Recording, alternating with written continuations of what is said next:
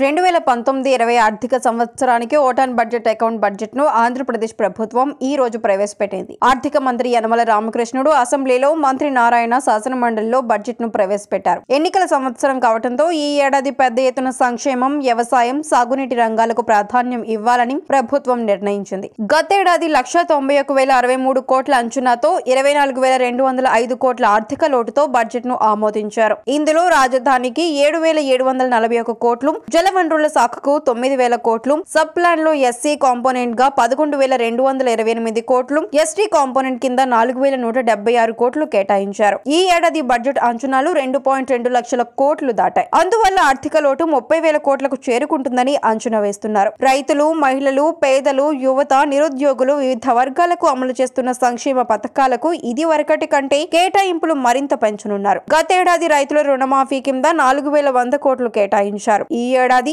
7,500 కోట్లు చెల్లించాల్సి ఉంది. దీంతో పాటు వ్యవసాయ బడ్జెట్ ను 18,000 కోట్లకు పైగా కేటాయింపులతో గత ఏడాది ఆమోదించారు. ఈసారి వ్యవసాయ శాఖ బడ్జెట్ ప్రత్యేకంగా లేదు, కానీ దానికి కేటాయింపులు 20,000 కోట్లు దాటాయి. మొత్తంగా అన్ని వర్గాలకు ఆమోదయోగ్యంగా బడ్జెట్ రూపుదిద్దుకుంది. మరిన్ని అప్డేట్స్ కోసం మా కాయ్ టీవీని సబ్స్క్రైబ్ చేసుకోండి. మా వీడియో కనుక మీకు నచ్చినట్లయితే లైక్ చేయండి, షేర్ చేయండి. మీ విలువైన అభిప్రాయాలను కామెంట్ బాక్స్ లో తెలియజేయండి.